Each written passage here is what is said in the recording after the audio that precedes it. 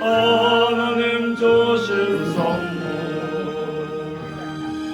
어느 고도 놀라운 평화 하나님 선물일세 주 십자가에 달리서 날 구원해 주셨으며 주 예수님 고난받아 나 평화 누리도록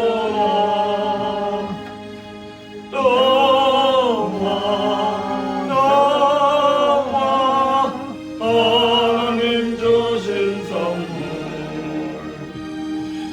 크고도 놀라운 평화 하나님 선물일세 나 주께 영광 돌리며 이 평화 충만하라 주 하나님 은혜로서 이 평화 누리도록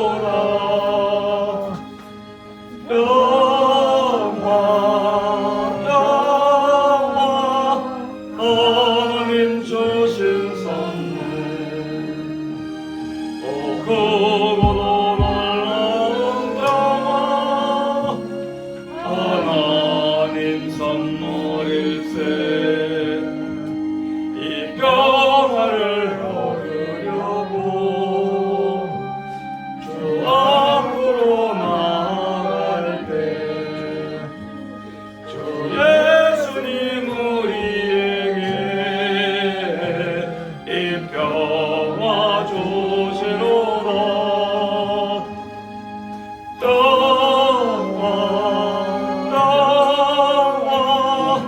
하나님 주신 선물 크고도 놀라운 평화 하나님 선물일세 아멘.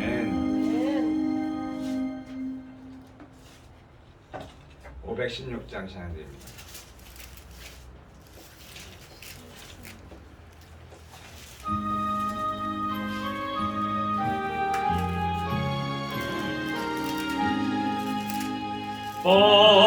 가난한 사람 복이 있나니 천국이 저들의 천국이요 애통을 하느니 복이 있나니 저희가 위로를 얻으리라 온유한 사람은 복이 있나니 거덕이 기업이 될 것이요 의사모하느니 복이 있나니 저희가 배부를 것이로다.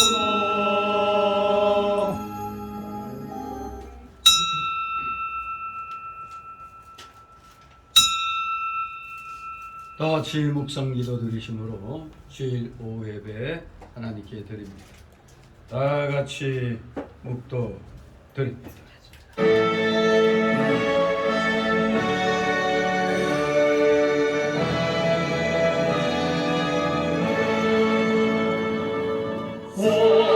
성부성자와 성령 찬송하여 영광 돌려보내세 내 졸어지는까지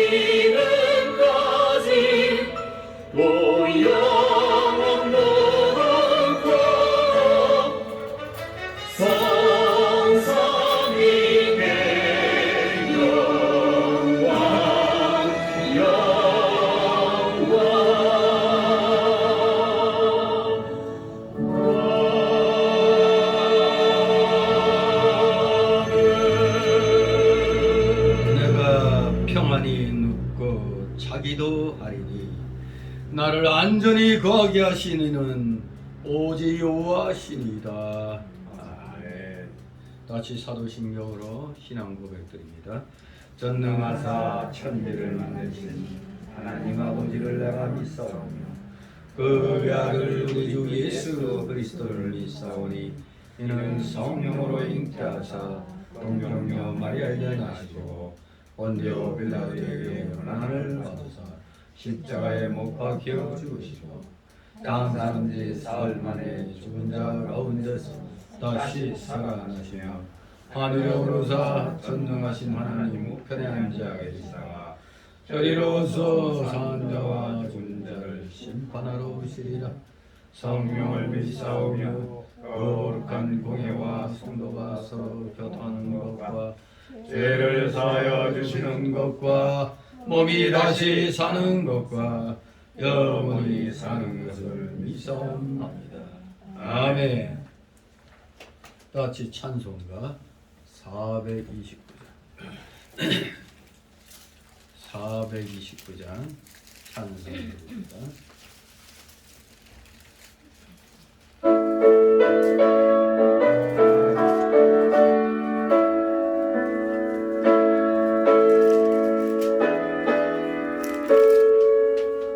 내 발길 멀어가는 깊은데 이때 실주 저봉양 집을 향해 가는 길 비추소서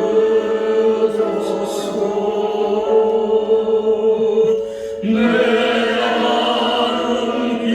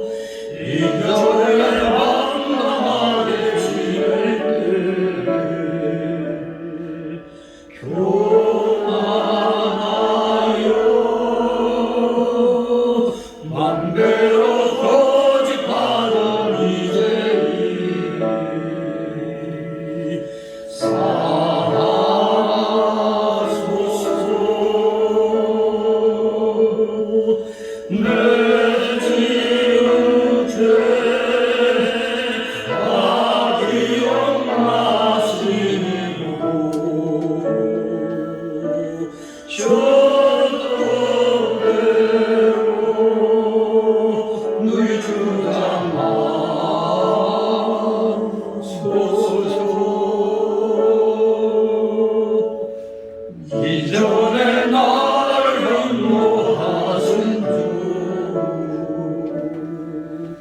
장래도 내 앞에 항상 증명당할 때 오소서 밤지나고 정말 유라지를 젊고 못해 내주는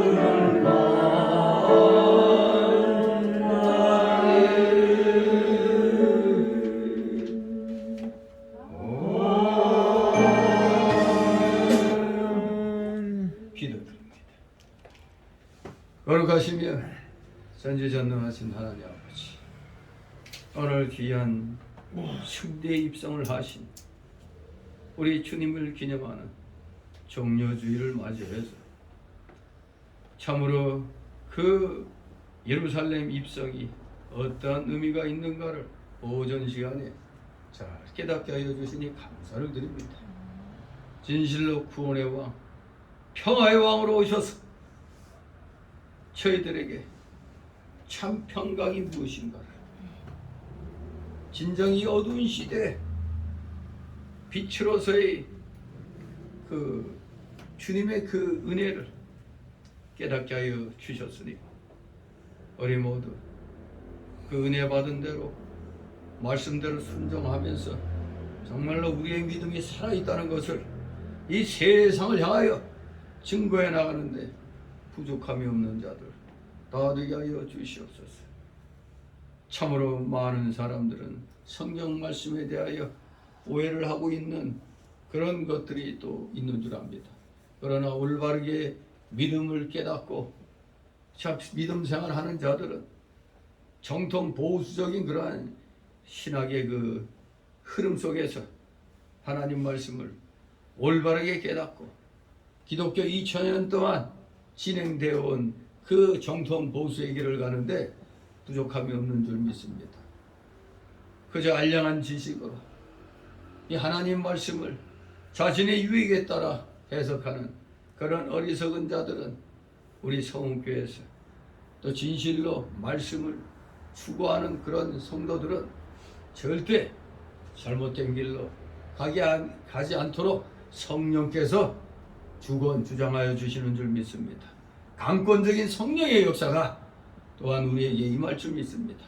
사랑하시는 자녀들, 진실로 이 어두운 세상에 소금과 빛으로서의 사명을 잘 감당하면서 이제 내일부터 고난주간 새벽 사경회를 또 하면서 주님이 그신 그 고난의 길을 함께 영으로 이렇게 참여하고자 합니다. 주의 성령께서 우리 성도들에게 힘을 주시고 지혜를 주셔서 힘써 새벽 사경에 나올 수 있도록 허락하여 주시옵소서. 그리하여 진실로 귀하신 그 고난의 의미가 나를 구원해 주시기 위한 그런 길이었다는 걸 다시 한번 분명하게 마음판에 새기면서 더욱더 주님 앞에 충성된 마음으로 주님이 다시 오시는 그 재림의 그날까지 최선을 다하여 주님께 충성하는 데 부족함이 없는 저희들 모두 다 되게 하여 주시옵소서. 감사를 드립니다. 진실로 사랑하시는 자녀들, 이제 오후 시간이라 점심 식사 후가 되기 때문에 피곤하고 졸립습니다. 성령께서 함께하여 주셔서 깨우쳐 주셔서 잠에 취하지 않게 하여 주시고 이 좁은 마귀를 물리치게 하옵소서. 기타 모든 잡념의 마귀들 틈 못하게 정신 똑바로 차려서 하나님의 귀한 이 진리를 각자의 마음판에 새김으로 어딜 가든지 말씀대로 준행함으로 하나님께 영광 돌려드리는 우리 사랑하시는 자녀들 다 되게 하여 주시옵소서. 감사드리며 예수 그리스도 이름으로 기도드리옵나이다. 아멘. 함께 은혜 나눌 말씀 봅니다. 마가복음 12장 13절에서 17절까지의 말씀을 봅니다. 마가복음 12장 13절에서 17절 교대로 있습니다. 마가복음 12장 13절에서 17절까지 제가 있습니다. 13절 저희가 예수의 말씀을 책잡으려 하여 바리새인과 헤롯 땅 중에서 사람을 보냅니다. 가서 선생이여 우리가 아니 당신은 참되고 아무라도 꺼지는 일이 없으시니 이는 사람을 힘으로 보지 않고 오직 참으로서 하나님의 도를 가지시니라. 가이사에게 세를 가진 것이 다하니까 불가하니까. 우리가 바치리까 말리까 한데 예수께서 그 외식함을 하시고 이르시되 어찌하여 나를 시험하느냐. 데나리온 하나를 가져다가 내게 보이라 하시니 가져왔거늘 예수께서 가라사대 이 화상과 의식이라 뜻 것이냐. 가로되 가이사의 것이니라. 다 같이 예수께서 가라사대 가이사의 것은 가이사에게 하나님의 것은 하나님께 바치라 하시니 저희가 예수에 대하여 심히 기이 여기더라. 아멘. 네. 오늘 이 내용은 우리가 기독교인으로서 이 세상 이 정부에 어떠한 자세를 취해야 맞는가, 이 중에 사회생활 또 정치생활에 있어서의 우리 성도들의 나아갈 길을 제시해주고 있다고 볼 수가 있습니다.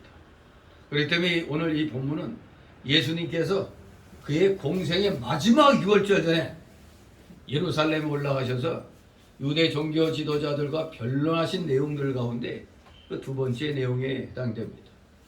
예수님을 넘어뜨리기 위한 지칠 줄 모르는 음모가 아주 끊임없이 계속되어 있는 겁니다.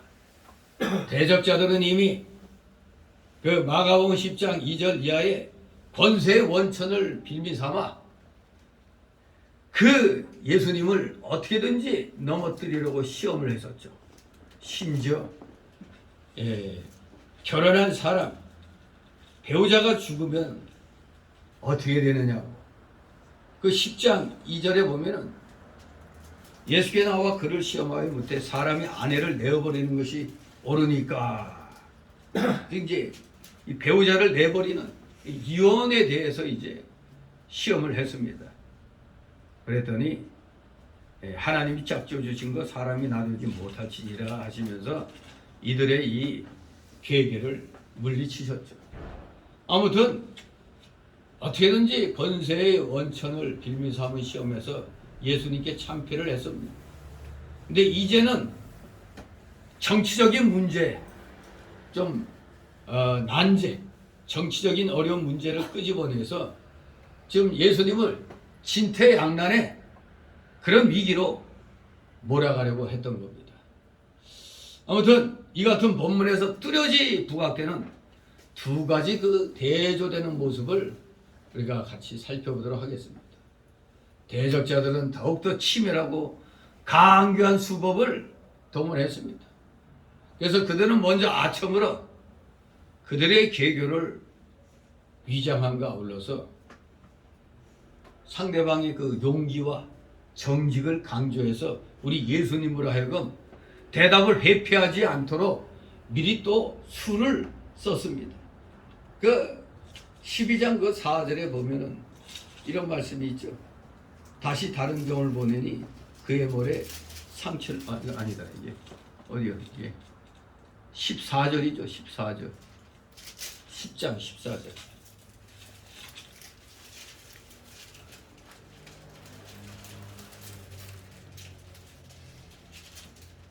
잠깐만요. 이게 10장 14절인가?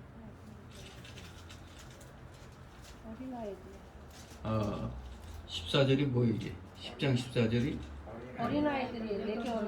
어린아이들이 내게 오는 것을 용납하고 금하지 말라. 하나님의 나라가 이런 자의 것이니라.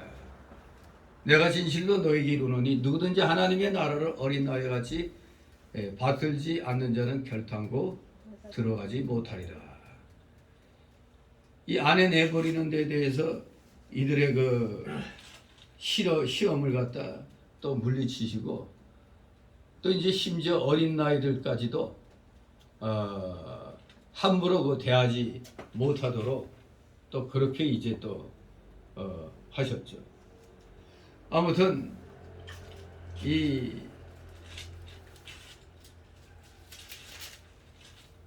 대적자들은 이 14절 보면 당신은 참되시고 12장 14절 아무라도 꺼리는 일이 없으시니 이는 사람을 외모로 오지 않고 오직 참으로서 하나님의 도를 가르치심이니이다.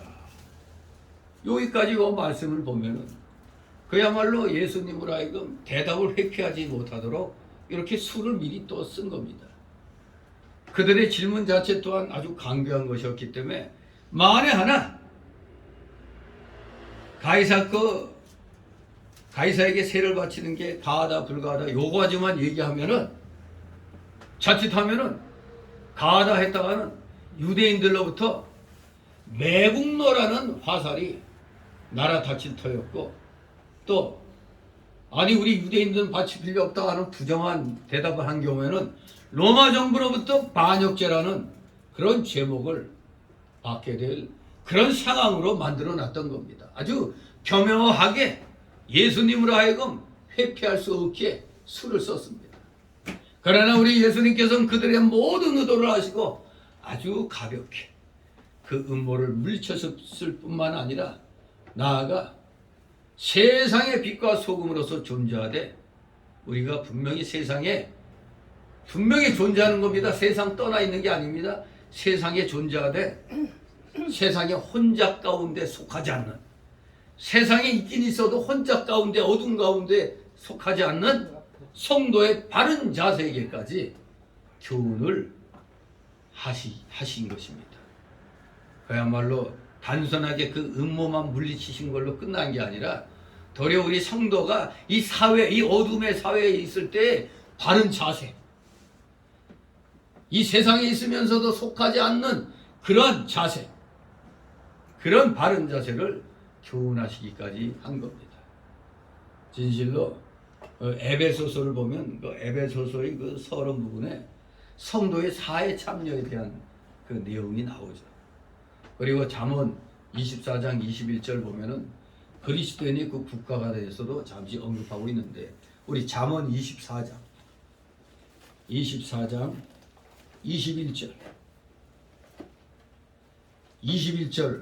폈습니까? 잠언 24장 21절 읽습니다. 시작. 내 아들아. 24장 21절 잠언. 우리 그리스도인의 국가관이 어때야 된다는 걸 가르쳐주고 있습니다. 시작. 내 아들아, 여호와 왕을 경외하고 반역자로 더불어 사귀지 말라. 왕을 경외하고 반역자들로 더불어 사귀지 말라.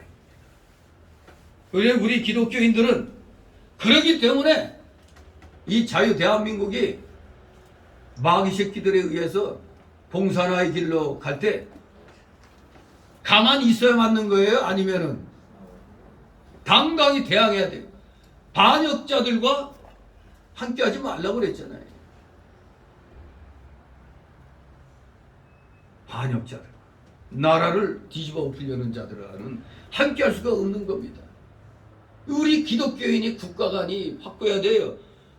무조건 하늘나라만 우리의 고향이다 하면 안 돼요. 우리가 영적으로는 하늘나라지만 최종적인 목표는 하늘나라지만 지금 이 세상에 육신을 잃고 이 나라에, 이 지구상에 수많은 나라가 있는데 그 나라의 한 나라에 속해 있잖아요. 그러니까 속해 있는 그 나라에서, 보이는 그 나라에서도 충성을 못하면 보이지 않는 하나님 나라에 대해서 어떻게 충성해요? 안 그렇습니까? 보이지 않는 하나님에 대해서, 그러니까 보이는 사람들 간의 관계를 제대로 해가지 않으면서 어떻게 하나님 앞에 바로 할 수 있다고 그랬어요? 보이지 않는 하나님에 대해서. 보이는 사람에 대해서도 관계를 똑바로 못하는데 보이지 않는 하나님께 어떻게 관계를 바로 하겠어요? 우리 기독교인의 국가가, 우리 성도의 이 사회 참여 자세, 이것까지도 우리 주님이 교훈을 하시는 겁니다. 자, 그럼 오늘 13절 17절을 세 소단락으로 나눠봅니다. 첫째 단락은 13절 14절 상반절까지, 두 번째 단락은 14절 하반절에서 16절, 세 번째 단락은 17절로. 그럼 첫 번째 단락 13절에서 14절 상반절까지 예수님 말씀을 책잡으려고 아첨하는 듯한 말로 질문하는 유대의 종교 지도자들, 예수님 말씀을 책잡으려고 하는 유대의 종교 지도자들, 어떻게 책을 잡으려고 아주 아첨하는 듯한 말로 질문을 하면서 예수님이 답을 회피하지 못하도록 만드는 겁니다. 이렇게 13절에서 14절 상반절까지 예수님 말씀을 책잡으려 하는 유대의 종교 지도자들. 두 번째로 14절 하반절 16절은 세금 문제를 질문하는 유대의 종교 지도자들. 마지막 세 번째 17절, 강교한 유대의 종교 지도자들의 질문에 대한 예수님의 지혜로운 답변. 이렇게 세 단락으로 나눠봅니다. 자, 먼저 13절 14절 상반절까지 예수님 말씀을 책잡으려고 아첨하는 듯한 말로 질문하는 유대의 종교 지도자들, 아주 악한 자들입니다. 13절 있습니다. 저희가 예수의 말씀을 책잡으려 하여 바리새인과 헤롯 땅 중에서 사람을 보내매. 아멘. 저희는 유대의 종교 지도자들을 가리킵니다. 앞장 27절에 보면 그들은 대제사장들과 서기관들과 장로들이었습니다. 그야말로 다 걸쭉한 그런 지도자들이었어요. 그런데 그들이 예수님의 말씀을 책잡으려고 했습니다. 왜 그랬습니까? 예수님께서 무슨 이단성이 있어 그랬습니까? 아닙니다. 예수님이 너무나 철저히 정통적이었고 신행일치였기 때문입니다. 오늘날도 우리 세상에서 흔히 하는 말이 뭐예요? 모난돌이 정 맞는다. 그래서 우리 인생살이는 둥글게가 최고 좋다 이거죠. 뭐가 이렇게 틱 나갖고 바른 말 좀 하면은 이 세상은 부패했기 때문에 바른 말 하는 사람 좋아해요? 아, 거북해하죠. 그래서 바른 말 하는 사람들은 역사를 통해서 항상 모함을 받고 역적으로 몰리고 아주 엄청난 고난을 당했죠. 근데 그 모범이 바로 우리 예수님이 보이신 겁니다. 우리 예수님의 몸소 정통의 길을 가려고 했고 신행일치의 길을 가려고 했으니까 저들에게 말을 할 때마다 저들이 지금 잘못하고 있는 걸 콕콕 찌르는 그런 말씀이었거든요. 그래서 너무나 정직하고 너무나 올바르게 했기 때문에 예수님을 어떻게든지 무너뜨리려고 조그만 잘못이라도 있나 없나 하고 책잡으려 했던 겁니다. 그렇습니다. 우리 하나님의 말씀은 단순하고 명확한 겁니다. 단순하고 명확하다. 이게 우리 하나님의 말씀이에요. 복잡하지 않습니다. 단순한 겁니다. 그러면서 아주 명확해요. 즉 예수 믿으면 천국이요, 안 믿으면 지옥이요. 아니 단순 명료하잖아요. 이거 믿으면 천국, 불신 지옥입니다. 하나님의 뜻은 하나님의 말씀대로 믿고 소망하며 사는 것입니다. 그것은 자신의 부족을 철저히 깨닫고 인정하고 하나님의 궁율만을 구하며 의지하고 모든 우상 버리고 하나님 중심으로만 경건하게 살고 하나님의 말씀대로 의롭고 거룩하고 선하고 진실하게 사는 것, 그게 바로 하나님의 뜻입니다. 우리가 거룩하고 즉 구별되게, 세상과 구별되게 착하고 선하게 바르게 진실하게 사는 것, 이게 하나님의 뜻입니다. 예수 그리스도의 진실하신 가르침과 삶은 바로 저 악하고 위선적인 종교 지도자들을 정죄하고 있었던 겁니다. 그러니 그들에게는 예수님이 뭐와 같았다? 눈에 가시와 같은 존재였습니다. 그래서 그들은 예수님을 미워했고 어떻게든지 잡아 죽이려고 11장 18절에서도 회개를 부렸던 겁니다. 대제사장과 서기관들이 듣고 예수를 어떻게 멸할까? 혼을 낼까가 아니라 멸할까? 죽일까? 하고 꾀하니 이는 무리가 다 그의 교훈을 기이 여김으로 그를 두려워함일라라. 11장 18절에 이렇게 어떻게든지 예수님을 멸하려고 죽이려고 했었던 겁니다. 이를 위해서 그들은 어떻게든지 예수님의 말씀을 책잡으려고 하고 있었던 겁니다. 그래서 그들은 바리새인과 헤롯 땅 중에서 사람을 예수님께 보냈습니다. 원래 이 바리새인과 헤롯 땅은 서로 어떤 자들이었어요? 서로 대립되는 당이었습니다. 바리새파하고 이 헤롯 땅 서로 대립되는 그런 부류였는데 종교적으로 말하면 이제 바리새인들은 경건한 삶을 추구해서 오늘날로 말하면 정통 보수라고 일단 그렇게 좋게 말을 해주죠. 바리새인들. 그러면서 유대인들이 볼 때는 반로마적이었어요. 로마에 항거하는 반로마적, 애국자 집단이죠. 이 바리새파는. 그러나 헤롯 땅은 반대입니다. 로마 식민 지배를 받고 있는데 세상에 로마를 지지하는 거예요. 즉 로마 황제가 분봉왕으로 세운 헤롯 왕조를 지지하는 겁니다. 이 헤롯 왕조는 유대인이 볼 때는 매국 집단이죠. 매국 집단. 그러니 이 헤롯 땅은 아주 자연스럽게 친로마적일 수밖에 없습니다. 그러니까 바리새파는 반로마, 헤롯 땅은 친로마였습니다. 그러니 둘이 서로 짝짝꿍 할 수가 있어요, 없어요? 마치 지금 이 국민힘당하고 저 더불당은 이념적으로 완전히 안 맞죠? 물론 더불당 내에도 중간 이런 색깔 가진 사람들이 있어요. 그러나 더불당을 쥐락펴락하는 자들이 다 어떤 자들이에요? 주사파잖아. 그러면 그게 안 맞으면 나와야지. 근데 거기서 한 자리라도 하려고, 북현이라도 하려고 빨갱이들에게, 김정은에게 그냥 아부 떨고 시진핑에게 아부 떨어도 아무 말 안 하잖아요. 그러니까 다 똑같은 놈들입니다. 거기에 빌붙어 있는 놈들은. 그러니 한마디로 저 더블당은 우리가 볼 때는 공산당이에요. 공산당. 아니 어쩌면 공산당보다 더 나쁜 놈들이죠. 공산당은 아예 차라리 우리 새끼는 이거다 이거 나타내니까 우리가 싸우기가 편하잖아. 딱 대하기가 좋잖아요. 근데 요놈들은 아닌 것 같으면서 또 긴 것처럼 이렇게 놓으니까 그러니 아주 몹쓸 놈들이란 말이에요. 또 국힘당은 표면적으로는 우파인데 참 마음에 안 들죠. 참 진짜 저는 사실 국민혁명당의 그 당비 내고 있죠. 자유통일당 당명을 바꿨는데 아무튼 우파의 가치를 올바르게 갖고 있는 그 당을 지지하는데 난 국힘당만 바라보면 숨이 막혀.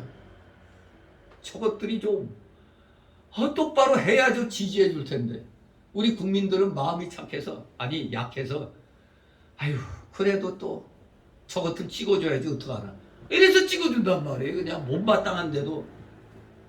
그러니 대표란 놈이 새파란 놈 그것도 아주 그냥 야비한 새파란 놈을 뽑아다가 당 같지 않은 당이 돼버렸잖아요.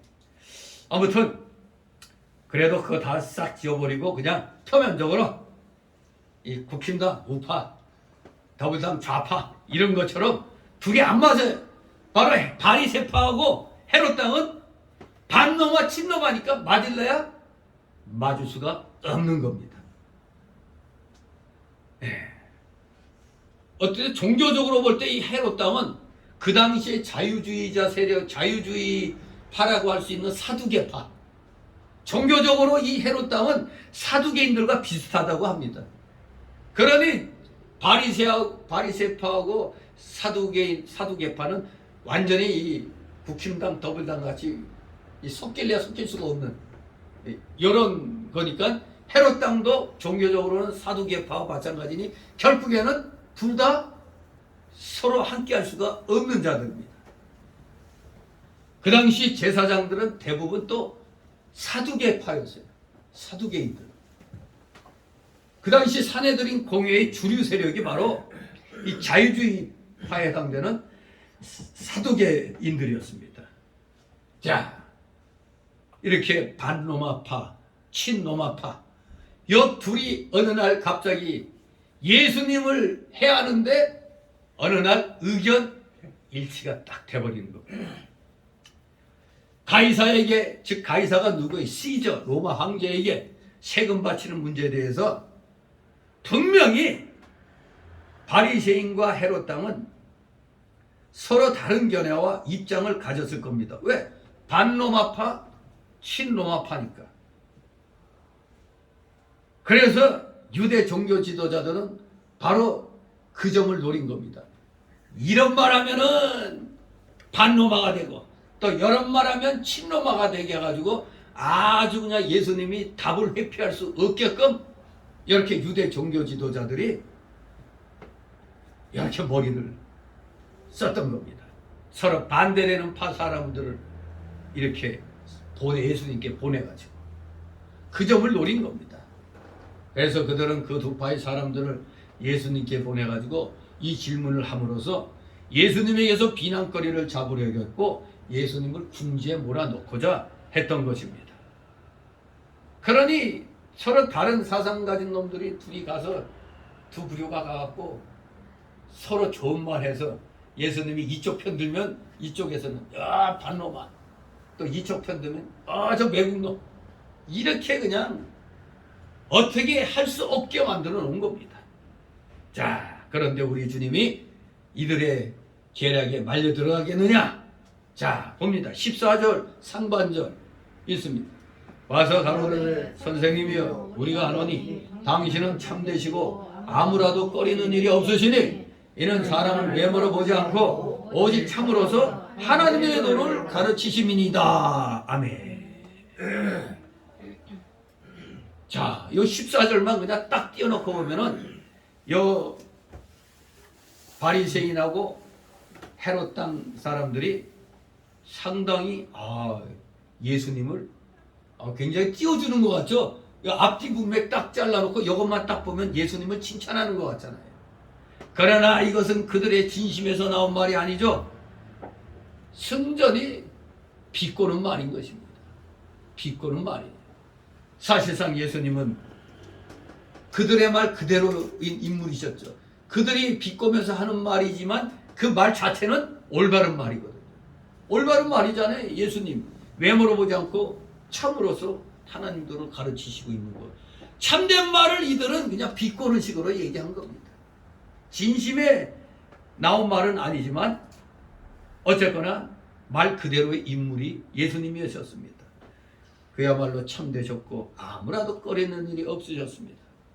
분명히 우리 예수님은 사람을 외모로 취하지 아니하시고 참으로서 하나님 말씀을 가르치신 분입니다. 그러나 저 무지하고 악한 자들은 예수님께 이 말을 진실한 고백으로서가 아니라 예수님을 시험하는 수단으로서 사용하고 있는 겁니다. 참으로 악한 자들입니다. 어떻게든지 예수님 말씀을 책잡으려고 아첨하는 듯하게 하면서 예수님을 코너로 몰고 가는 악한 유대 종교 지도자들의 모습을 봅니다. 두 번째 달라고 14절 하반절 16절 세금 문제로 예수님을 공경에 빠뜨리려는 유대의 종교 지도자들. 자, 14절 하반절 15절 있습니다. 가이사에게 세를 바치는 것이 가하니까 불가하니까 우리가 바치니까 말리까 한데 예수께서 그 외식함을 아시고 이르시되 어찌하여 나를 시험하느냐. 아멘. 그들의 질문은 가이사에게 세금을 바치는 것이 합당한 일인지 아닌지 그리고 우리가 세금을 바쳐야 할 것인지 아닌지 지금 질문한 것이었습니다. 이것은 분명히 바치냐 안 바치냐 둘 중에 하나잖아요. 아주 대답 간단합니다. 예스냐 노냐 이겁니다. 정말로 이들이 예 아니오로 대답하기를 원하는 아주 구체적인 그런 질문으로서 세금 바치는 게 합당한 일이냐 아니냐, 우리가 세금 맞춰야 할 거냐 아니냐, 그걸 질문한 것이었습니다. 아주 간단한 질문이에요. 그러나 그들이 그런 질문한 건 물론 참된 해답을 얻으려고 그런 질문한 게 아니죠. 그러니 진심으로 나온 인물이 질문이 아니었고 단지 예수님을 시험해서 책 잡으려고 하는 그런 질문에 불과한 겁니다. 만약 우리 예수님이 세금 가하다 바쳐라 그렇게 말씀하신다면 옆에 있던 바리새파가 어떻게 할까요? 바리새파는 뭐 로마적? 반로마적이잖아요. 그러면 당장에 좀 매국노라고 공격당할 거 아닙니까? 친로마파로 예수님을 몰아가지고 저 예수는 로마 편에 서서 우리 유대를 갖다 팔아넘기려고 한다 이렇게 막 선동할 수 있잖아요. 자칫하면 이 바리새파들이 예수님이 가하다 바쳐라 이 말을 하면은 반로마적인 대중을 격동시켜 갖고 아마 뭔 일을 벌리려고 했을 겁니다. 근데 반대로 예수님이 불가하다 바칠 필요 없다 그렇게 말씀하신다면 옆에 있던 헤롯 땅이 어이 저것이 황제 권위에 대항한다 해서 반로마로 몰아가지고 예수님은 졸지에 또 로마법을 어긴 죄인으로 고발을 당하게 되는 그야말로 진퇴양난의 그런 상황입니다. 이 질문 자체가 아주 진퇴양난의 질문 아닙니까? 예라고 하기도 못하고 아니오라고도 할 수가 없는 겁니다. 왜냐하면 그 당시 분명히 유대는 로마 식민 지배를 받고 있을 때란 말이에요. 그러니 이거 대답 잘못했다가는 예수님뿐만 아니라 군중들 간에도 반로마파 친로마파 간에 문제가 그냥 크게 일어날 수가 있는 상황입니다. 그렇기 때문에 시험 당할 때 궁지에 몰릴 때 우리가 시험에 빠지지 않는 길이 무엇일까 이걸 생각해야 되죠. 대개 궁지에 빠지면 살 길을 찾으려고 마음에도 없는 말하고 막 거짓말도 막 하게 되잖아요. 그러면 우리 인간 입장에서는 뭐 살려고 하는 거니까 선한 거짓말 뭐 그렇게 또 뭐 좋게 생각할 수도 있습니다만 지금 여기 예수님 입장은 예수님뿐만 아니라 군중들 간에도 폭동이 일어날 수도 있는 그런 상황이 되는 겁니다. 그래서 이 시험에 빠지지 않기 위해서는 어떻게 해야 되느냐? 예. 어려우면 어려울수록 올바르게 해야 돼요. 우리가 어떤 문제에 부딪힐 때 저도 그렇게 많이 했어요. 어떤 문제에 부닥치면 어떻게 풀까? 그럼 다 잊어버리고 그냥 원론으로 돌아가자. 원래 원칙대로. 그 어떤 문제 풀다가도 잘 안 풀릴 때는 근본으로 돌아가는 겁니다. 근본으로. 마치 우리가 핸드폰이나 뭐 컴퓨터에서 뭐가 바이러스 뭐가 안 될 때는 어떻게 해야 되죠? 샥 갈아엎어 버리죠. 그래서 아예 그냥 처음부터 다시 시작을 해버리잖아요. 그렇습니다. 우리가 이 세상에 살면서 시험에 빠지지 않는 게도 마찬가지. 사람의 낯을 두려워하지 않는 그런 자세. 그게 뭡니까? 코람데오. 코람데오가 뭐요? 하나님 앞에서. 하나님 앞에서만 사는 겁니다. 시험에 빠지지 않는 게. 그것은 자기의 눈앞의 이익이나 세상적 명예에 연연하지 않는 겁니다. 그것은 하나님의 진리만을 말하고 그 진리대로만 전진하는 겁니다. 그게 우리가 시험을 이기는 길입니다. 비록 그것이 죽음의 길이라 할지라도 그것은 결코 실패가 아니고 승리의 길입니다. 우리 예수님이 항상 그렇게 하신 겁니다. 어려우면 어려울수록 올바른 정투, 소위 말하는 전공법이에요. 그래서 저도 복싱이나 이런 걸 보면은 변칙복석 있죠. 변칙은 변칙으로 깨는 게 아니에요. 변칙을 깨는 거는 전공법이에요. 전공법.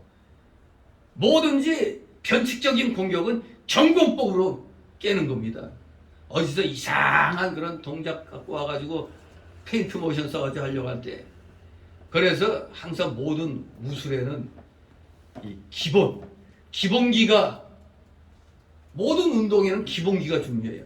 기본기가 바로 돼 있으면은 이겨낼 수가 있어요. 기본기가 어떠하느냐에 따라서, 기본기가 튼실하지 못하면은 무너지는 거예요. 기본기가 튼실하면은 변칙으로 나오면 그거 전공법으로 깨버립니다. 전공법.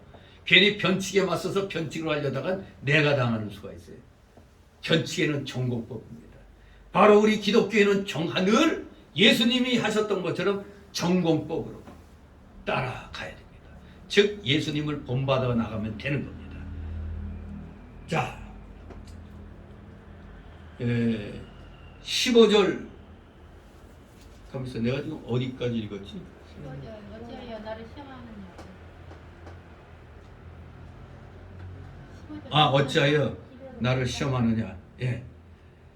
그 뒤부터 데나리온 거기도 있습니다. 16절까지 시작.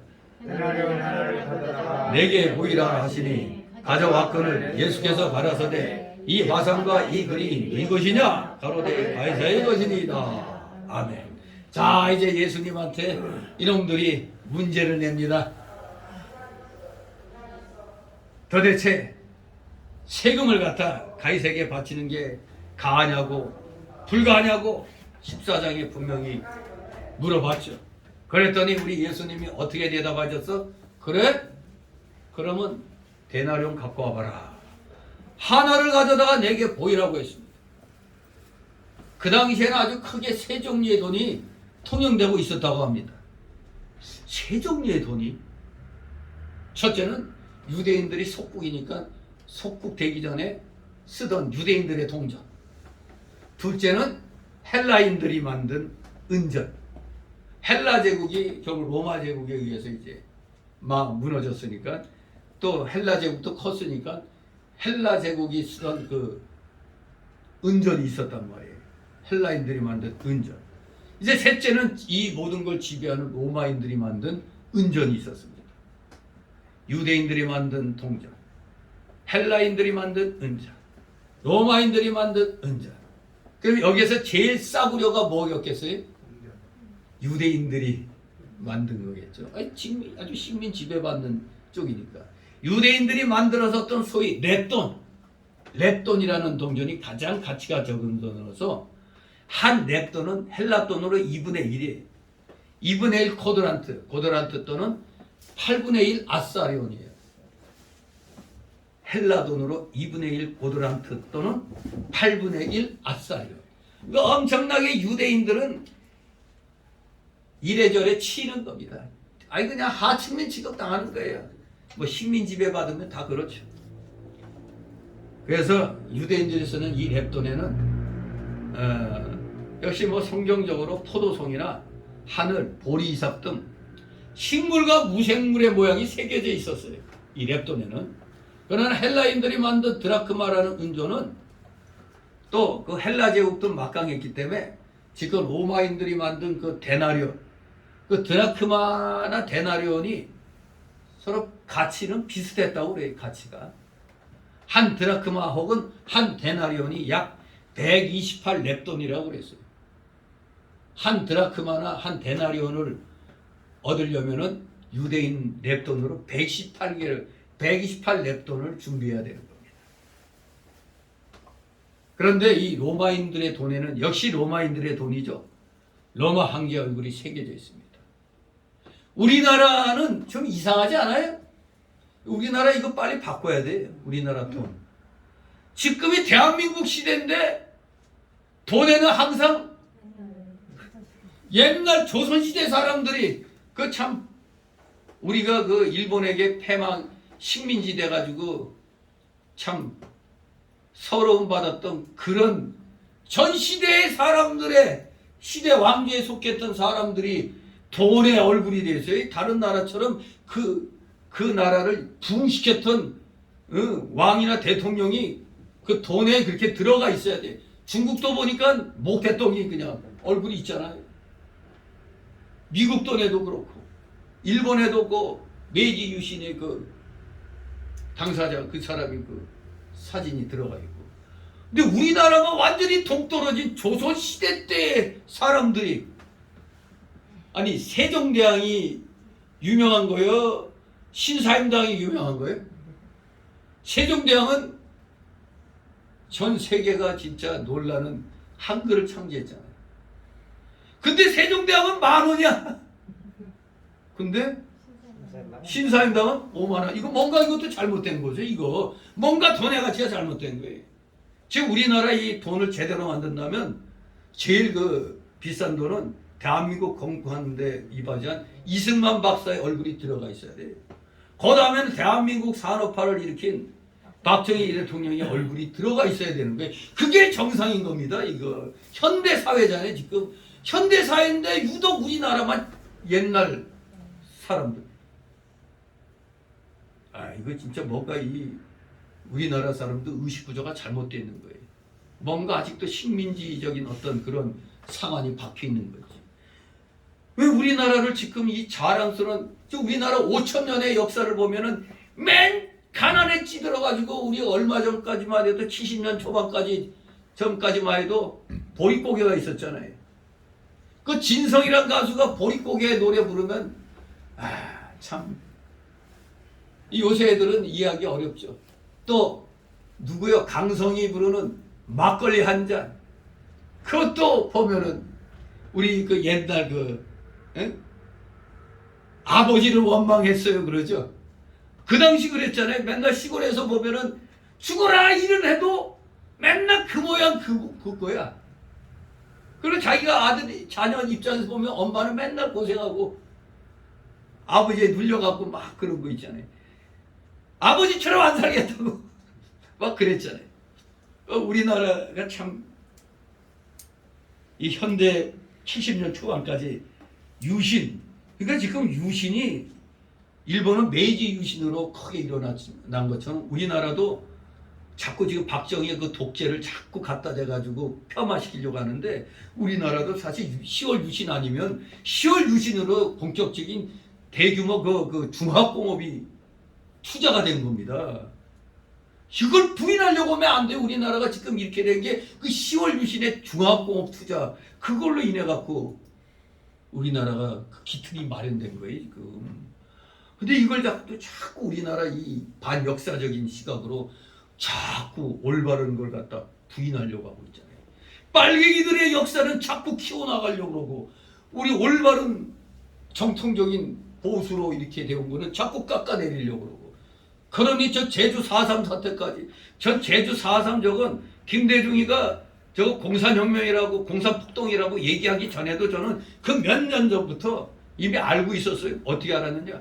이미 저는 인터넷 통해서 소련이 무너질 때 소련의 그 KGB 문서에서 소련 공산당 비밀 그 조직 아니에요? 공산당 그 중앙정보 같은 거 KGB 문서에서 제주 4.3은 공산폭동이라고 나와 있단 말이에요. 이게 소련이 공산주의 그 아버지 아니에요? 그냥 그 나라 KGB 비밀 문서에서 딱 공개가 되는 게 4.3이 공산폭동이라고 나와 있는 겁니다.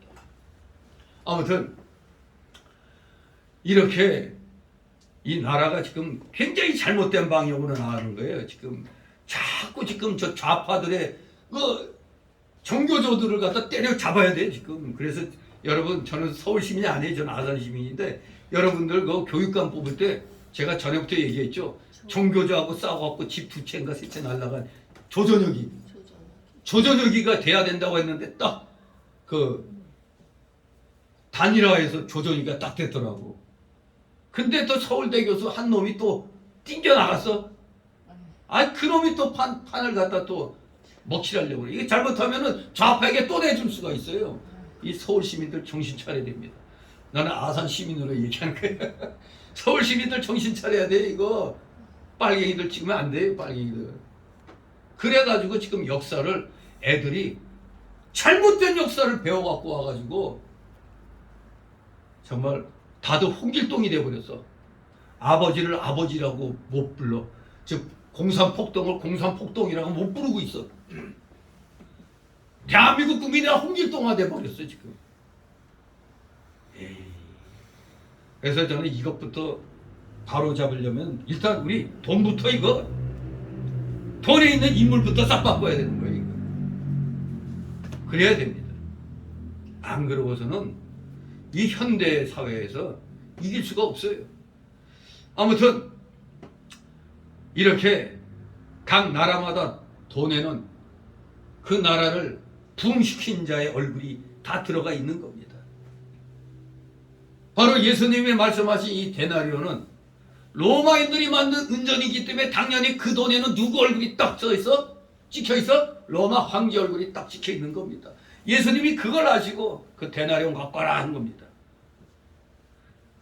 가이사 디베리오, 즉 디베리오 황제, 가이사가 황제란 뜻 아닙니까? 우리가 애구방을 바로라고 하는데 바로가 애구방이잖아요. 마찬가지로 가이사는 황제입니다. 디베리오 황제의 얼굴이 그 데나리온에 새겨져 있었던 겁니다. 이 가이사의 화상과 로마인들의 그 글씨, 그것이 무엇을 의미하겠습니까? 그것은 바로 유대인들이 로마 나라의 통치, 곧 가이사 황제의 통치 아래에 있다는 걸 의미하는 겁니다. 유대인들이 열심히 데나리온하고 쓰고 있는 것, 우리는 로마의 속국입니다. 그겁니다. 로마의 지배를 받습니다. 그겁니다. 그거. 만약 우리나라가 지금 여기서 여전히 해방됐는데 해방된 지 벌써 몇 년이에요 지금?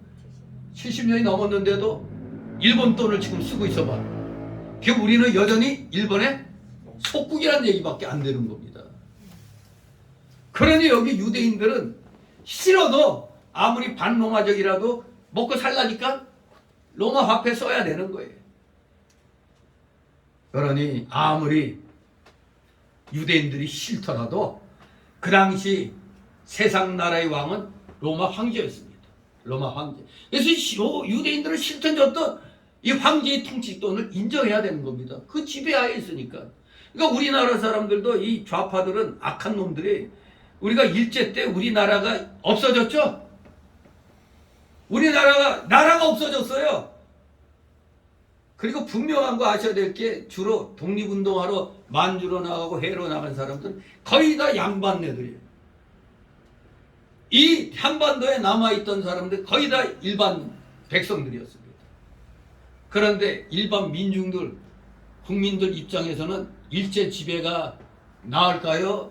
조선 지배가 나을까요? 일제 지배가 훨씬 나은 겁니다. 왜? 노예들 다 풀어주고 양반 뭐 이런 거 다 없애고 하니까 일반 국민들은 오케이 땡큐죠. 그러나 양반들 입장은 모든 거 다 뺏겼으니까 나갈 수밖에 없어요. 그래서 주로 독립운동한 사람들 거의 다가 이제 양반 계층이 될 수밖에 없는 겁니다. 그러니까 일반 국민들 입장에서는 사실 8.15 해방 때 크게 뭐 그게 뭐 없는 거예요. 다만 우리가 이제 이거 뭐 무슨 이 드라마상 이럴 때 보면 그냥 너도 나도 태극기 들고 막 뛰어나오고 뭐 안세 만세 막 이런 거였지만 실상은 뭐 그렇지도 않았다고 그래요. 아무튼 일반 국민들 입장에서는 나를 풀어주고 내가 자유롭게 살도록 해주는 그 체제가 제일 좋은 겁니다. 그러니까 이거 미 군정이 들어와가지고 여론조사를 해봤더니 당신들은 자유민주주의를 원하느냐 사회주의 공산주의를 원하느냐 이런 걸 물어봤더니 세상에나 어느 쪽에 많이 나왔을 것 같아? 사회주의 공산주의 80몇 프로 80몇 프로의 국민들이 사회주의 공산주의가 낫다고 그렇게 대답한 거예요. 왜냐하면 그도 그렇듯이 그 당시 우리 한국의 이 한반도에 있었던 국민들 민주주의가 뭔지 드러나 봤어요?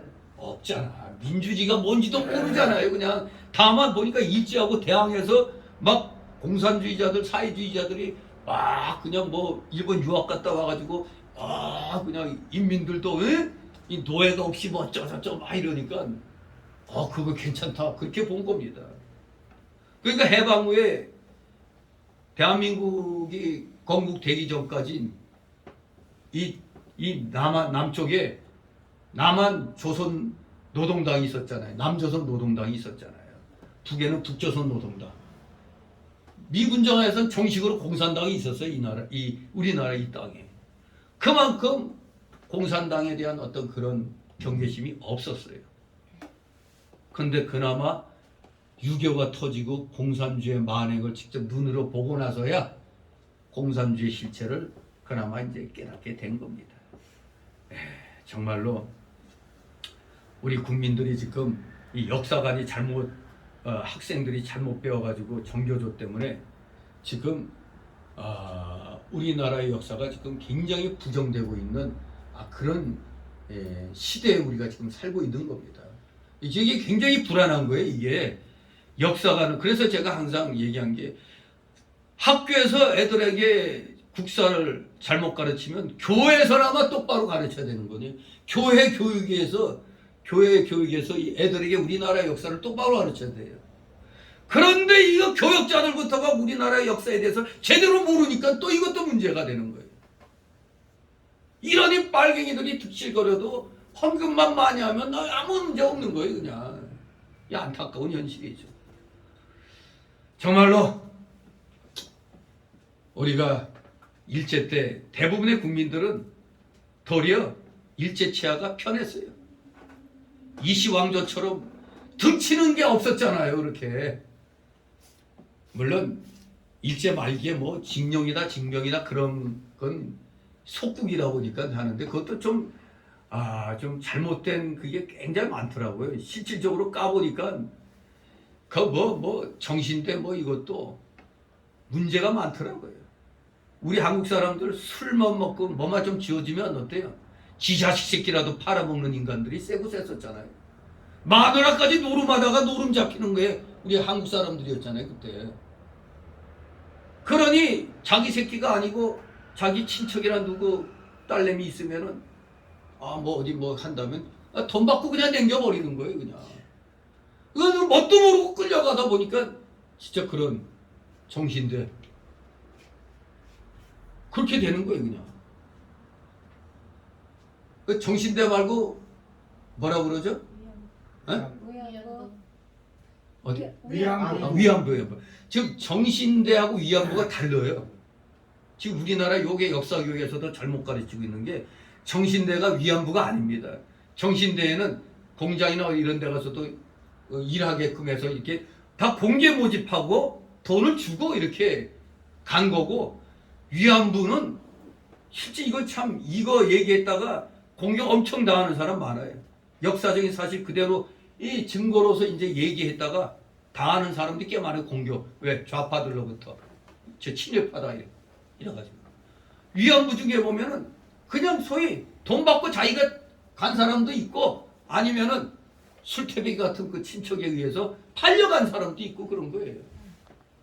근데 무조건 우리는 어떻게 얘기했죠? 그냥 길거리에서 뭐 하고 있는데 그냥 막 잡아가고 그냥 이런 식으로 무조건 강제로 들어가서 막 끌고 가고 이런 식으로 얘기하잖아요. 근데 그게 아니었다는 거죠. 아무튼 이게 역사가 이렇게 중요한 겁니다. 역사를 바로 알아야 돼요. 이 유대 시대 때 유대인들 이 로마 시대 때 보면은 그 당시 통치권을 가이사의 통치권을 인정 안 할래 안 할 수 없는 게 그 당시가 그게 하나님이 섭리 가운데 그 유대인들에게 정해주신 질서였어요. 유대인들이 70년의 포로 생활, 그리고 와서도 또 정신 못 차리고 있다가 로마에게 또 먹히는 거예요. 이건 하나님 앞에 범죄한 대한 그런 결과로서 지금 로마의 지배를 받고 있는 겁니다.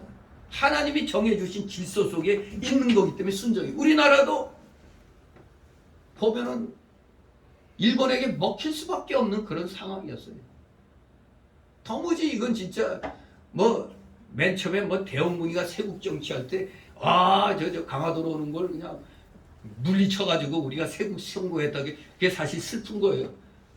그때 미국이 흑선이라고 일본에는 미군이 전함이 가서 그냥 확 다 까지집어 버린 거예요. 그냥 강제로. 근데 미국이 또 우리나라 그 강화도 그쪽에 와서 그냥 강제로 해버렸으면 우리나라 일본이랑 비슷했을 텐데 일본은 그냥 강제로 그냥 확 먹어버렸고 우리나라는 하도 거세게 정하니까 일단 후퇴 별 볼일 없는 것 같다 하면서 후퇴한 거예요. 그냥 그걸 가지고 우리는 승리했다고 촉합이 세우고 막 난리쳤죠. 어떻게 보면 대한민국 이시조선이 망하게 된 그 지름길이 대원군의 그 잘못된 세국 정책 때문에 우리보다 맨날 그냥 게다짜 끌고 다니면서 우리한테 쎄예예 하던 그 일본한테 거꾸로 돼버린 게 바로 그때의 그 일로 그렇게 된 겁니다. 일본의 역사와 우리의 역사가 이제 그때부터 완전히 바뀌어버려가지고 그래서 이 동양에서는 사실 일본이 우리 동양에 속했잖아요. 그러나 이 세계 역사적으로 보면 일본은 서양 문화권에 들어가요. 서양 문화권에 들어간다고 역사학자가 그러더라고요. 제가 그러는 게 아니고 그만큼 지금 일본은 서양보다도 더한 그런 실력을 갖고 있잖아요. 세계 2위니 뭐 이렇게 얘기하잖아요. 아무튼 우리가 일본을 욕하기에 앞서서 우리의 부족한 면을 고칠 생각을 해야 돼요. 그 길이 뭡니까? 일본을 이기는 진정한 방법은 우리가 그들보다 나아야 되는 거지. 맨날 그냥 욕하고 말이야. 그냥 일본 물건 불매운동하고 이런 어리석은 일. 그러니까 이 정권이 얼마나 나쁜 짓 했어요. 겉으로는 국민들 선동해서 뭐 죽창 들고 어쩌고저쩌고 그러더니 뒤로는 싹 가서 싹싹싹 빌고 제발 좀 이렇게 해달라고. 이런 나쁜 놈들이 있단 말이에요. 이게 악한 놈들이죠. 아무튼 우리들 현실에서 우리에게 있었던 그런 일들은 다 이것도 하나님의 섭리 가운데 요거 잘못 얘기했다가 국무총리에서 낙마된 사람도 있었죠. 하나님의 섭리 가운데 이루어진 일이라고 했더니 이거 폭넓게 얘기하면 결국에는 합력해서 선이 이루어진 하나님의 역사 속에서 이루어지는 일인데 근데 마치 일본에게 먹히는 것이 하나님이 정하신 원리였다 이런 식으로. 그런 일본에 먹힌 것도 우리가 연약해져 가지고 잘못 정책했기 때문에 먹힌 거죠. 그렇게 하니까 하나님의 섭리에는 잘된 길 가면 성공이요, 잘못된 길 가면 실패라는 게 하나님이 예정 가운데 있는 거예요. 근데 우리는 잘못된 길 갔으니까 일본에게 먹힌 거란 말이에요. 근데 그러한 그 섭리의 얘기는 다 잘라먹고 마치 우리나라가 일본에게 먹히는 것이 하나님의 뜻이었다. 이렇게 딱 신문에 그렇게 막 이 기자들이 때렸잖아요. 전체 내용을 저한테 다 받아갖고 읽어봤어요.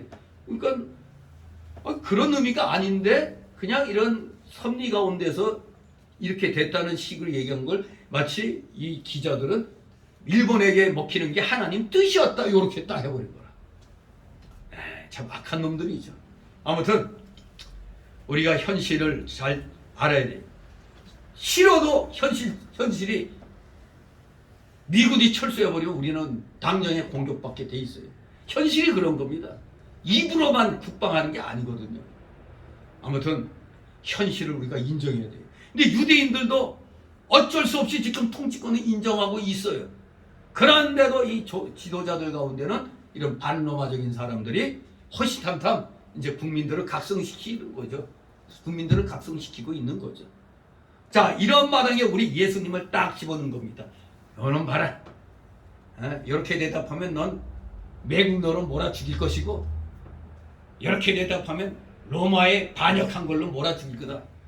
이런 악한 마음 품고 이자들이 한 겁니다. 자, 그런데 우리 주님은 멋진 대답을 하셨습니다. 17절 같이 있습니다. 예수께서 가라사대 가이사의 것은 가이사에게, 하나님의 것은 하나님께 바치라 하시니 저희가 예수께 대하여 심히 기이 여기더라. 아멘. 강교한 유대의 종교 지도자들의 질문에 대한 예수님의 지혜로운 답변입니다. 즉 간단하게 예수님의 지혜로우신 답변입니다. 어떻게? 강교한 종교 지도자들의 질문에 대해서 아주 지혜롭게 답변하셨다는 겁니다. 어떻게? 아주 간결했죠? 명백했습니다. 아주 지혜로웠습니다. 뭐라고? 가이사의 것은 가이사에게, 하나님의 것은 하나님께 바치라. 당연한 말인데?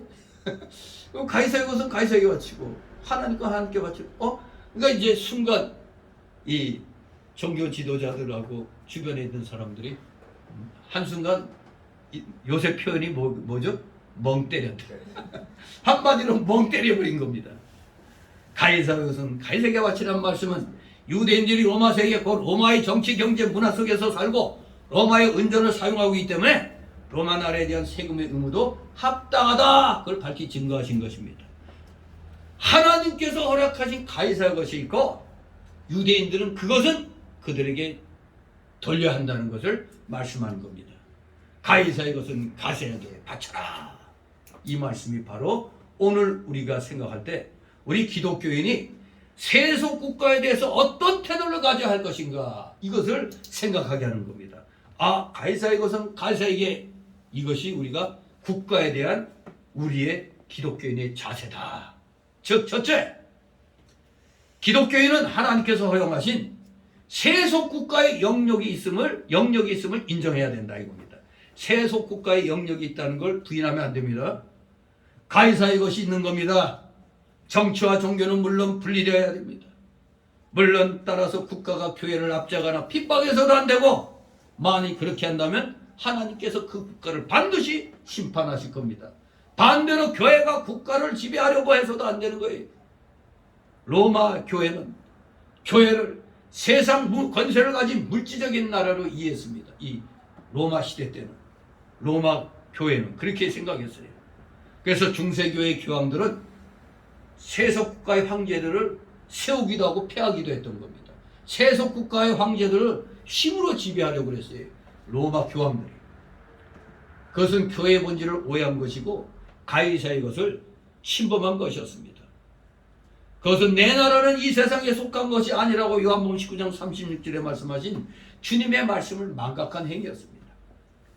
분명히 알아야 됩니다. 국가와 교회는 서로 다른 기능을 갖고 있습니다. 그러므로 교회는 또한 국가의 일들에 함부로 간섭해서도 안 됩니다. 물론 교회가 절대 국가의 일을 간섭해서는 안 된다는 게 아니라 교회가 세상의 악들에 대해서 책망하고 회개를 촉구하는 설교를 해야 하는 겁니다. 그런데 사사건건 세속적인 일들에 대해서 의견을 또 제출하려고 하면 안 돼요. 이 하나님이 세우신 이 진리, 이 공의를 어지럽히려고 하는, 즉 이 자유민주 체제를 해체하고 마귀 세상이 되는 그 공산주의 국가를 건설하려고 할 때는 이거는 분명히 기독교에 대한 엄중한 도전이잖아요. 기독교를 말살하려는 것과 똑같은 겁니다. 공산주의 국가를 건설하려고 하는 건 기독교에 대한 정면 도전인 겁니다. 그런 거 외에 그냥 불이하지 않은 일, 개인적인 어떤 일들에 대해서까지 그 사사건건 간섭할 필요는 없어요. 다만 이제 거기서 특출나게 이 악하게 말이야. 지 그것만 챙기려는 저 조국 같은 뭐 그리고 그 누구야 저거 법무부 장관이었던 저 인간들. 하여간 뭐 이런 것들 이것들은 자기들 개인의 그게 아니라 국가적인 그 체제를 완전히 망가뜨리려고 하는 거기 때문에 그런 데 대해서는 우리가 잘못된 것에 대해서 얘기는 할 수가 있으나 사사건건 그냥 사소로운 어떤 그런 것까지 응? 다 그 간섭하려고 하면 안 된다는 얘기입니다. 왜? 우리 교회는 정치적인 단체가 아니기 때문에 그렇죠. 정치적인 단체라면 시컬것 다 해도 돼요. 그러나 우리는 정치적인 단체가 아니잖아요. 영적 단체잖아요. 하나님의 명하신 특수한 사명을 가진 성도들의 모임이 교회인 것입니다. 그 교회의 사명은 하나님의 택하신 백성을 다 죄에서 구원해내는 전도의 사명입니다. 교회와 세속국가는 서로 다른 영역이 있어요. 국가와 교회의 공통점은 뭡니까? 하나님이 세우셨다는 겁니다. 국가는 그러면 어떻게 세웠느냐? 일반 은혜, 자연 섭리, 일반 섭리 속에 국가를 세웠고 이 교회는 특별 섭리, 특별 은총에 속해서 교회를 세운 겁니다. 하지만 둘 다 누가 세웠다? 하나님이 세웠다 이겁니다.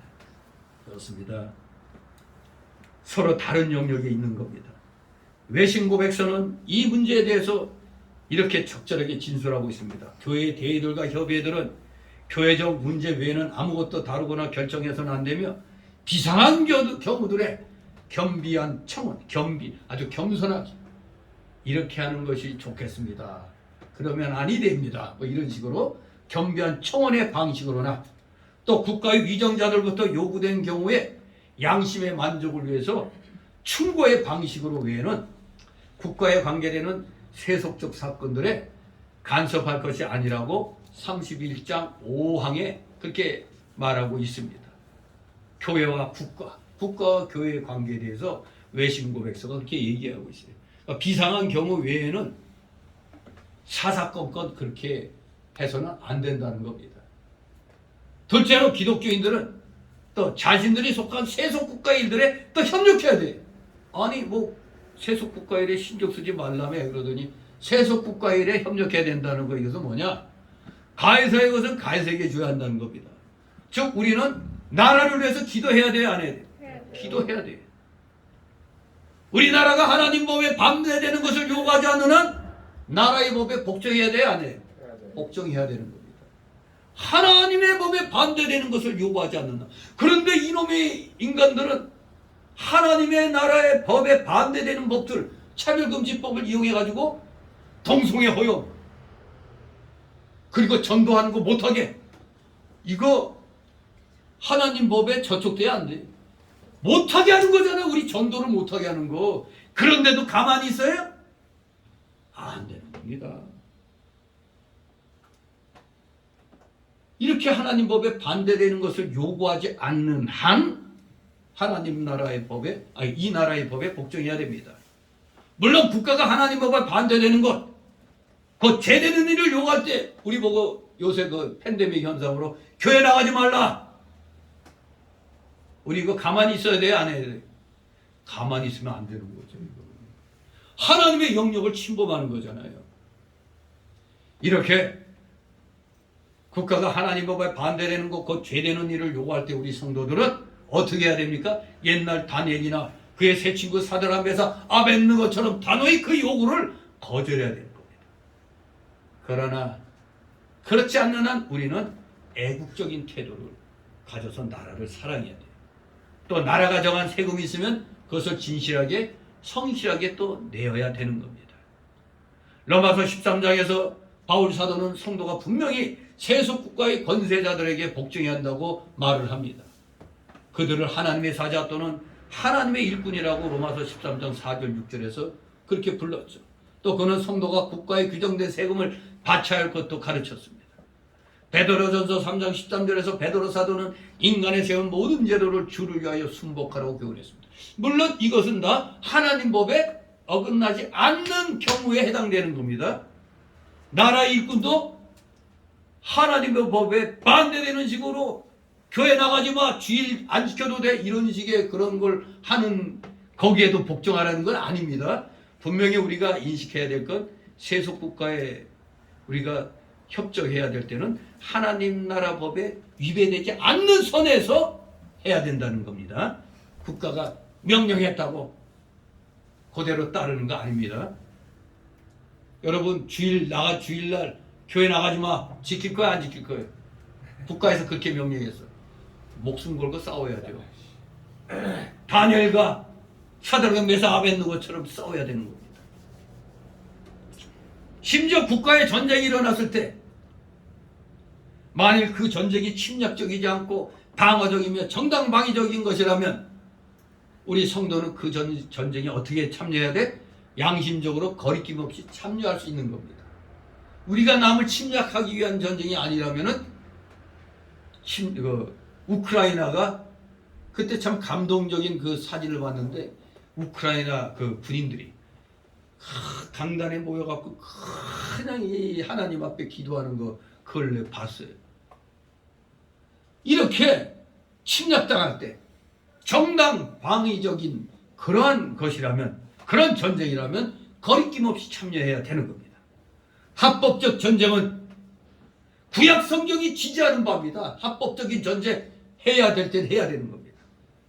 웨스트민스터 신앙 고백은 이 문제와 관련해서 이렇게 진술합니다. 그리스도인들의 국가의 위정자의 직분에 부름을 받을 때 그것을 받아들이며 수행하는 것은 합법적이에요. 우리 기독교인이라도 총리를 좀 하시오 하면은, 저 네덜란드의 그 유명한 세계 3대 칼빈주의 학자 중에 하나인 아브라함 카이퍼도 목사였잖아요. 신학자였잖아요. 학교 교수였잖아요. 신학교. 그런데 국회의원도 하고 네덜란드 총리가 돼가지고 그야말로 부패한 네덜란드를 확 개혁주의로 바꿔버렸어요. 누가? 아브라함 카이퍼가. 이러니 우리나라에서도 좀 식견 있는 목회자나 교인들이 있으면은 정권이 이렇게 해주시죠 하면 올바른 길로 그렇게 해달라고 할 때는 기꺼이 그 응해야 되는 거예요. 난 기독교인이기 때문에 그런 거 안 해. 그게 아닙니다. 직분에 부름을 받을 때는 받아들여 갖고 수행하는 것이 합법적인 겁니다. 그것을 수행함에 있어서 그들은 각 국가의 건전한 법들에 따라 특히 경건과 의와 평화를 유지함으로 그 목적을 위해서 지금 신약 안에서도 정당하고 필요한 경우들에는 전쟁을 수행할 수 있다. 이렇게 외신고백서 23장 2항에 분명히 언급하고 있습니다. 그런데 이 자유주의 목사들은 입만 열면 뭐하죠? 전쟁 반대, 평화. 대한민국에서 평화 외치는 자들은 다 빨갱이들이에요. 지금 우리가 적과 마주쳐갖고 있어서 언제 저들의 공격을 받을지 모르는데 맨날 입으로만 평화 외치고 있어. 평화는 어떨 때 지켜지죠? 내가 힘이 있을 때 지켜지는 겁니다. 여러분이 몸이 안 아플 때는 뭐가 해야 돼? 내가 건강해야 병이 안 나는 겁니다. 건강해야 병에 안 걸릴 수가 있고 내 몸을 지킬 수가 있는 겁니다. 그러니까 세상에서도 평화는 내가 힘 있을 때 지킬 수가 있는 겁니다. 이게 성경의 원리입니다. 근데 무슨 입만 열면 평화. 아니, 목사들 가운데 평화를 되게 주장하는 사람들은 수상한 사람들입니다. 저 속에 빨갱이 사상이 들어가 있다고 보면 거의 맞아요. 기독교인이라도 여러분 집에 누가 칼 들고 강도가 들어왔어. 어떻게 할 거예요? 싸워야지. 내 가족을 해치려고 하는데 어떻게 해야 돼? 싸워야죠. 그런데 나는 기독교인이기 때문에 싸우면 안 돼. 이러고 있어요? 뭐 옆에 있는 몽주라도 들고 그 칼 들고 있는 놈 때려 패야지.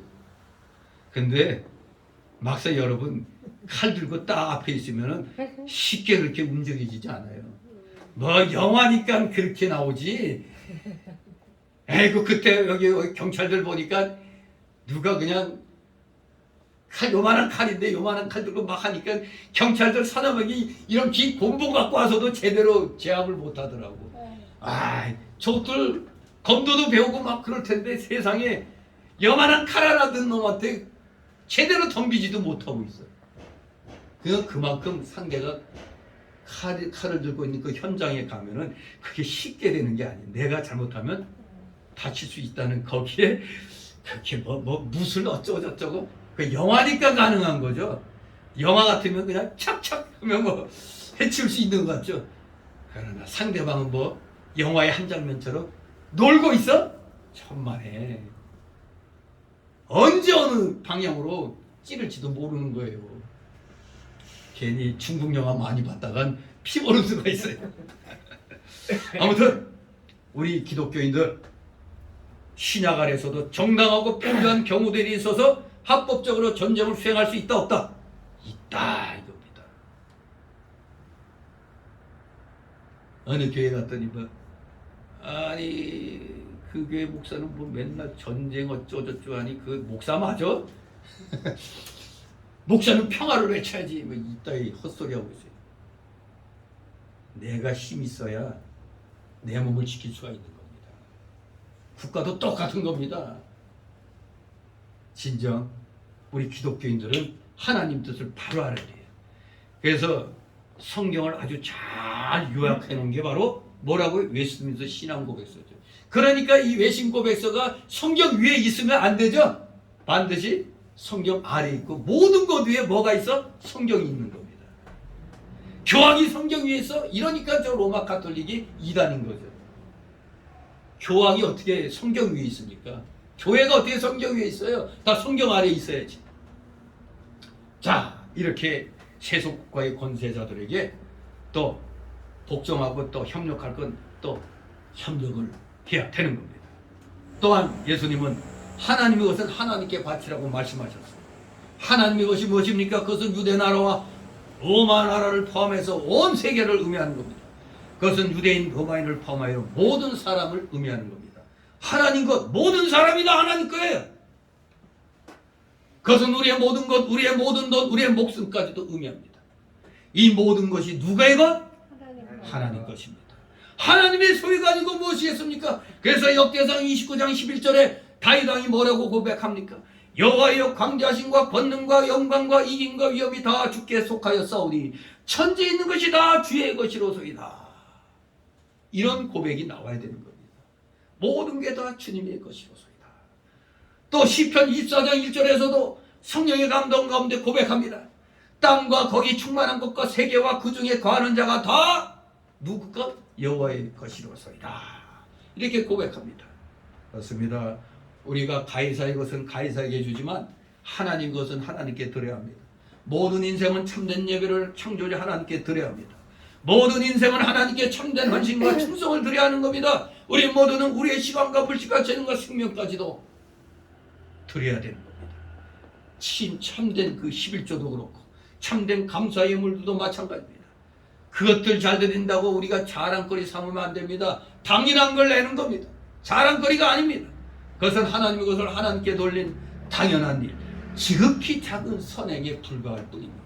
다시 한번 이 세상 모든 건 여호와 하나님 것입니다. 아멘. 이것을 우리가 항시 잊지 않고 산다면은 무엇을 하든 우리가 하나님의 법에서 벗어나지 않게 되는 겁니다. 결론을 말씀드립니다. 오늘 13절 17절까지의 본문은 예수님의 말씀을 책잡으려는 위선자들의 아첨의 말과 그 시험을 우리 예수님께서 어떻게 바르게 지혜롭게 대처하시고 대답하셨는가를 증거하십니다. 주께서 하신 대답은 바로 하나님께서 우리에게 주신 두 가지의 기본적인 의무를 교훈하고 있습니다. 토탈에서 두 가지. 첫째, 세속국가에 대한 그리스도의 의무입니다. 둘째, 하나님께 대한 우리의 의무를 가르치고 있습니다. 먼저 세속국가에 대한 그리스도인의 의무, 그것은 가이사의 것은 가이사에게 주는 겁니다. 우리는 세속국가의 위정자들을 위해서 기도하고 하나님의 뜻에 배치되지 않는 국가의 법을 순종하고 국가가 합법적으로 규정한 세금들을 성실히 납부해야 됩니다. 하나님이 허락하신 가이사의 것이 있어요. 그것을 그에게 돌리는 것은 하나님 백성으로서의 당연한 의무인 것입니다. 두 번째는 이제 하나님께 대한 우리의 의무를 잊으면 안 됩니다. 하나님의 것은 하나님께 드려야 한다. 이 말씀 속에 참된 종교, 참된 경건의 이치가 들어있는 겁니다. 인생이 하나님 것이 무엇인지를 바로 안다면 그는 하나님을 참으로 섬기며 따를 수가 있을 것입니다. 구원받은 우리, 하나님을 알게 된 우리, 이제 하나님의 것을 하나님께 돌리시기 바랍니다. 우리는 우리의 모든 것, 우리의 모든 시간, 우리의 모든 재능, 우리의 모든 물질, 우리의 목숨까지도 하나님의 것인 줄 바로 알고 아낌없이 하나님께 드려 하나님을 섬기며 하나님이 기쁘시고 선하시고 온전하신 뜻을 실행해 나가시는 신실한 주의 자녀들, 귀한 일꾼들 되시기를 주님의 이름으로 축원합니다. 기도합니다. 거룩하신 하나님 아버지, 은혜를 감사드립니다. 오늘 다시 한번 기독교인으로서 우리가 오해하기 쉬운 것들을 다시 한번 잘 정리케 하시니 감사를 드립니다. 무조건 우리 교회는 이 세상 나라와 별도다 해가지고 세속 국가에 대한 우리 교회의 의무들을 행하지 않으려고 합니다. 하나님의 온전하신 뜻 안에서 일반 은총으로 국가가 세워졌고 특별 은총 속에 교회가 세워졌기 때문에 서로 다 하나님의 뜻에 합한 길로 가야 되는 줄 압니다. 둘 중에 어느 하나가 하나님 뜻에 어긋난 길을 가면 교회가 그러면 국가로부터 책망을 받고 국가가 잘못된 길 가면 교회로부터 책망을 받는 그것이 하나님의 법인 줄 알고 우리는 철저하게 세속 국가에 대한 우리의 의무를 다하면서 한편으로는 기독교인답게 하나님의 자녀다운 그러한 삶을 사는 데 있어서 우리 모두 조금 더 부끄러움이 없는 진실된 믿음의 자녀들 다 되게 하여 주시옵소서. 하나님 것은 하나님께 온전히 드리는 이 세상 모든 것이 하나님의 것인데도 불구하고 우리에게 또 우리 것이라고 주신 게 있사오니 우리는 감사히 받으면서 이거는 다 어차피 하나님 것임을 고백하면서 최선을 다하여 하나님의 영광을 위하여 지극히 작은 일에서부터 충성을 다하는 진실된 믿음의 자녀들, 귀한 일꾼들 다 되게 하여 주시옵소서. 감사드리며 예수 그리스도 이름으로 기도 좀 나이다. 아멘. 또 같이 찬송가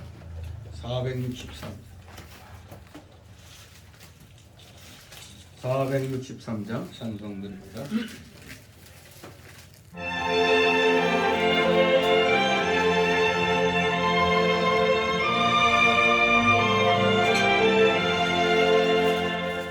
험한 시간물 속에서 나를 던져주시고 또 한 분간 지나도록 나를 숨겨주소서. 주야 나를 돌아보사 오이 품어주시고 험한 꿈까지라도 나를 숨겨주소서.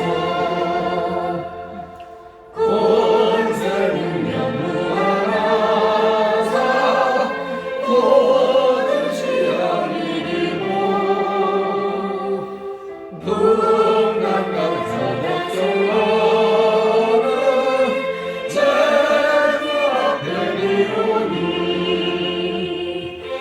주여 나를 돌아주사 오이 품어주시고 험한 꿈까지라도 나를 숨겨주소서.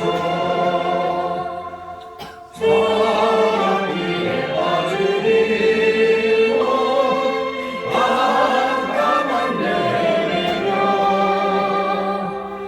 부르짖는 나의 애원 들으소서는 주여.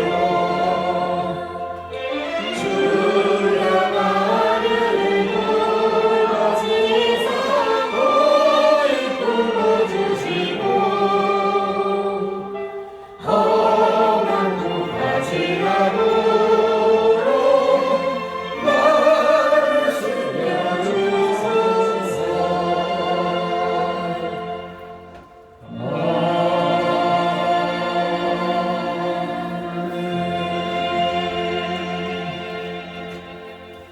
주기도문으로 마치고 간구하겠습니다. 나이다. 하늘에 계시는 이름이 거룩히 여김을 받으시오니 나라의 마옵시며 뜻이 하늘에서 이루는 것 같이 땅에서도 이루어지이다. 오늘날 우리에게 용서해 주옵시고 우리가 우리에게 죄인들을 사하는 것 같이 우리 죄를 사하여 주옵시고 우리를 시험에 들게 하지 마옵시고 다만 악에서 구하옵소서. 내게 나라와 권세와 영광이 아버지께 영원히 있사옵나이다. 아멘.